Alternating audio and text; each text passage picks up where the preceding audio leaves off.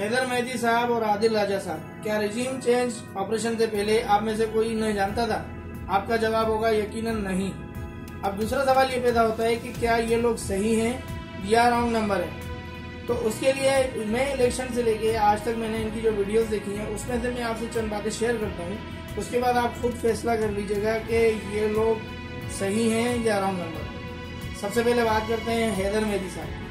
हैदर मेहदी साहब अपनी एक ताज़ा वीडियो में कहते हैं कि जब मैं ड्यूटी पर था तो मैं बाजवा साहब को बहुत अच्छा आदमी समझता था, और जबकि उससे पहले कुछ वीडियोस उनकी आई हैं उसमें वो कहते हैं कि एक दिन मैं बाजवा साहब के कमरे से उनसे मुलाकात करके निकला तो मुझे एक दूसरा ऑफिसर निकलते ही मिल गया। मैंने उससे कहा कि शहजादे दुआ कर के हमारी हिंदुस्तान से जंग न हो जाए, अगर हमारी जंग हो गई तो ये डफर हमें मरवा देगा।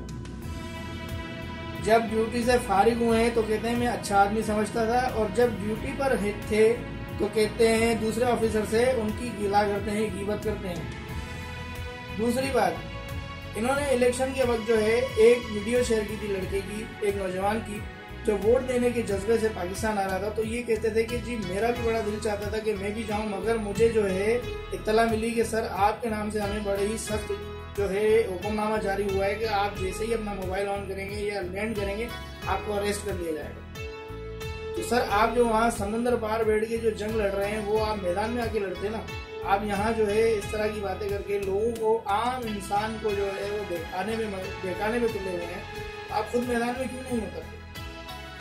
अब आते हैं आदिल राजा साहब की तरफ। आदिल राजा साहब जो है कहते हैं कि जब मैं बलोचिस्तान में था तो वहाँ पे मामला ऐसे थे कि मुझे 70 लाख रुपए हफ्ते की ऑफर हुई थी, मगर मैंने कबूल नहीं की क्योंकि मुझे ये लगता है कि मुझे मरना है और अल्लाह को जवाब देना है। तो सर अगर आपको मरना था और अल्लाह को जवाब देने की इतनी फिक्र थी तो जब आपके साथ ये मामला पेश आया तो आपका फर्ज बनता था कि आप हक बयान करते, उस वक्त एक वीडियो बनाते और पब्लिक के सामने अपना केस रखते।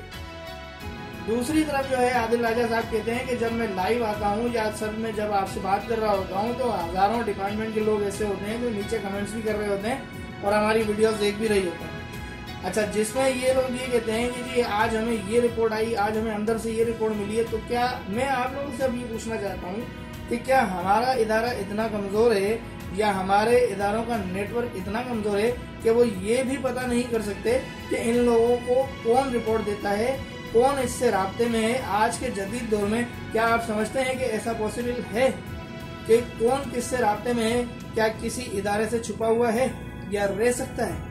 ये फैसला आप कीजिएगा, और ये फैसला भी आप ही को करना है कि ये बातें जानने के बाद कि ये रॉन्ग नंबर है या सही है।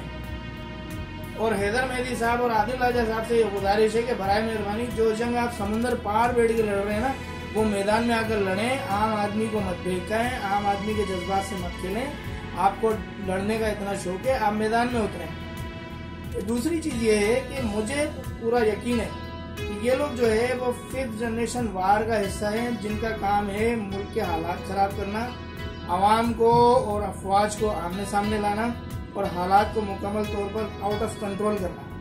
ये तमाम बातें मैंने जो देखी, मैंने ये मेरी जाती राय है। आप इससे इख्तलाफ भी कर सकते हैं। बाकी मजीद आप अपनी तहकीक भी कर सकते हैं और अपनी राय का इजहार कमेंट बॉक्स में भी कर सकते हैं।